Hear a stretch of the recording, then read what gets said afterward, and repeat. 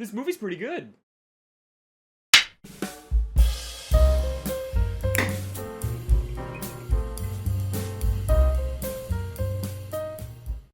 Greetings, my fancy viewers. Welcome back to the channel. And today, I'm going to be talking about Smile 2.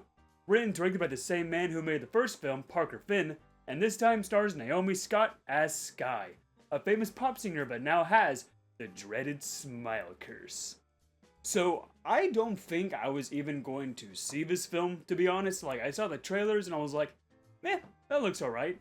I'd never seen the first film, but after hearing all this insane buzz on social media about how great this film actually was, it piqued my interest. So, I saw the first film for the first time a couple days ago, and I think that film is fine. Like, it's nothing special. I'd probably give it maybe like a bronze, maybe silver top hat. It's not that scary, it's kind of boring in some cases. The ending's pretty cool, but it's not a film I'll go back and watch during the Halloween season. Now, with that being said, Smile 2 blew me out of the water. I mean, this film is absolutely incredible. I cannot believe I'm saying this, but there is a chance that Smile 2 might be in my top 10 films of the year. So the premise for this one is really cool. Because this is following a pop star, and she's surrounded by all her adoring fans and everything, she's just surrounded by all these people that have, like, the smiles on her face, and it's making her going absolutely insane. And the audience, you can't even tell what's real and what's not real. And the fact that she's surrounded by all these people and all these fans, it puts her in more danger because she's just surrounded by all these things that just want to, like, end up killing her because of this dreaded smile curse. There are so many praises that I want to give this film. First one being is, god dang, this film looks great. I mean, the cinematography and the lighting and the visuals are all just a complete step up from the first film. The first film was just all like dreary and gray and didn't have too many colors to it. This one is vibrant, colorful, and just super imaginative with all the cinematography and camera work that's done here. This is an excellent looking film that you should definitely see on the big screen. Parker Finn returning as the director and writer here, you can tell that he just loves this series that he's created. Now, yes, this whole gimmick of someone being infected by something that, like, no one else can see has been done before in other films like It Follows, but you can just tell that Parker Finn just has a huge passion and love for this series that he's made here. I mean, everything from just, the way how he writes the characters for this film, the way how he writes the story. You can tell that the studio gave him a lot more money to work with here, and it definitely shows. I mean, Parker Finn just, man, like, if he does this good of a job here with the sequel, and it does hint at a third film at the end of this film, I cannot wait for Smile 3. If he brings up his A game in Smile 3 like he does here, we are in for a wild ride next time. I mean, I don't think ever in my life have I seen a horror film that just truly elevates itself from its predecessor. I mean, everything about this film is so much better than the first one, especially the scares. This film is terrifying in some cases. I usually don't get scared by horror movies because I've seen so many by now. Like, I'm just kind of numb now to horror movies. But this one, I kid you not, there were parts of me that was literally just shaking in my seat during some scenes. They were so intense. And because, you can't really tell what's real and what's not real, your whole brain is just thinking like, oh god, is the character here? Like, is she in trouble? Is Sky gonna get hurt here?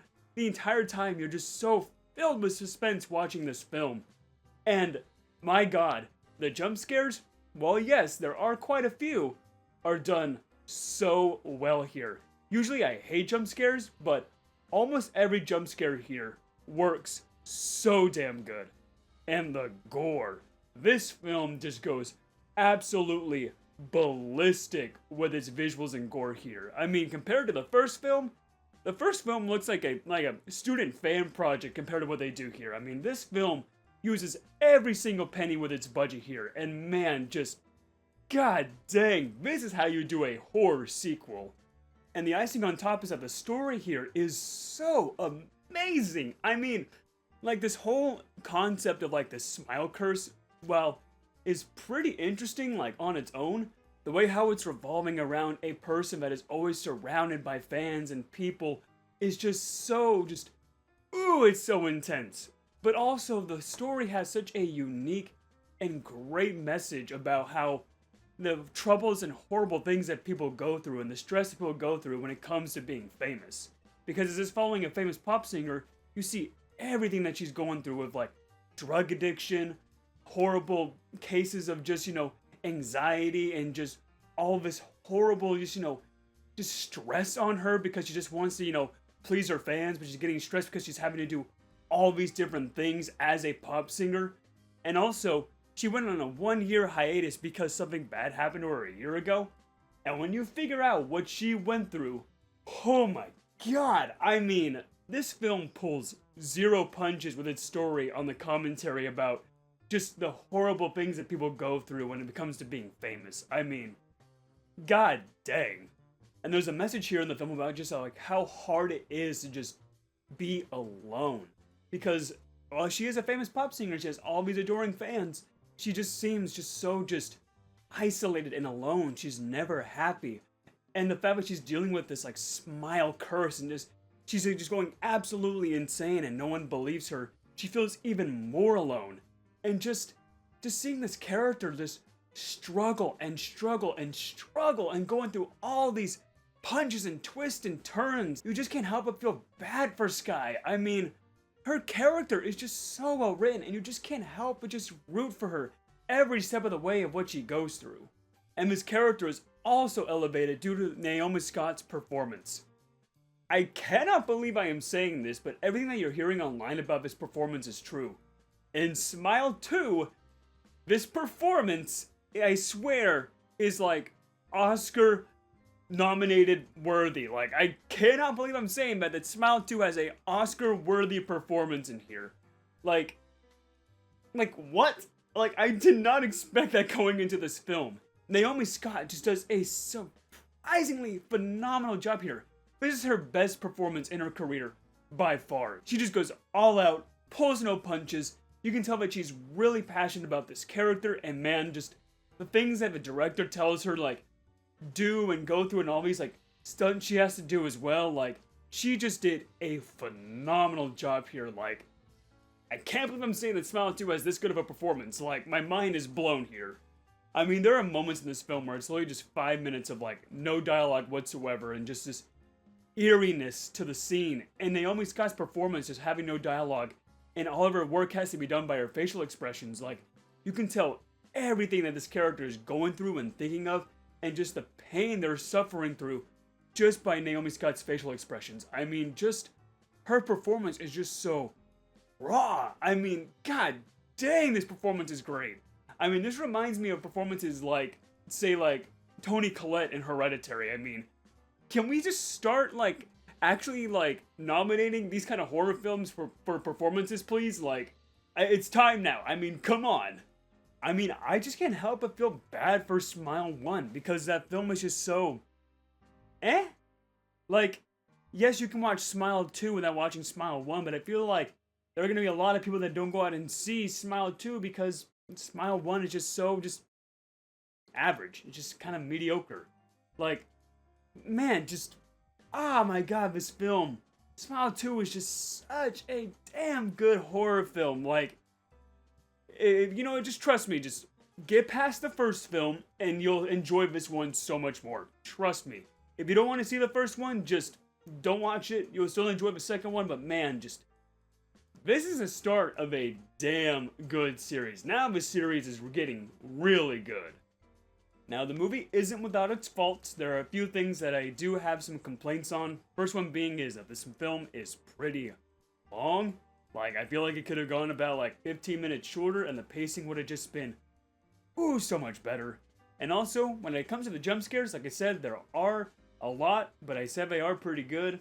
Though, I feel like I could have done with a few less jump scares maybe by the end of the film. By the end of the film, the jump scares are kind of wearing thin on me. Where I was alright, can we just slow down on the jump scares, please? Not saying they're all bad, but maybe just a few less jump scares, and then, this could have been maybe such a more intense horror film near the end. Also, one of my bigger complaints about the film has to do with this spoiler in the story. If you've seen the first one, you know that they do like this twist near the middle of the film with this one character, and they pretty much do the exact same thing with this other character in this film. And immediately from the very beginning, I knew what the twist was gonna be, and I was just thinking, like, you did this in the last film, and it was a bit more impactful in the first film than this one. Like, why do the exact same, like, twist in this film that you did in the first one? Like, I really don't understand it. But even with those, like, minor complaints, this is still a phenomenal horror film that I highly recommend you go out and see. Like I said, if you haven't seen the first one, just trust me, just go out and see this one. Or if you want to see the first one, it's on streaming right now if you want to see it. But man, just Smile 2. I guess you can say this film put a smile on my face. Which is why I would love to bestow upon Smile 2 the Diamond Top Hat. To all my fancy viewers out there, thank you so much for watching. But if it's your first time hearing like we've seen, be sure to subscribe for more content. And have you seen Smile 2? What did you think about it? Let me know in the comments down below. I hope you have a fantastic night, and as always, stay fancy.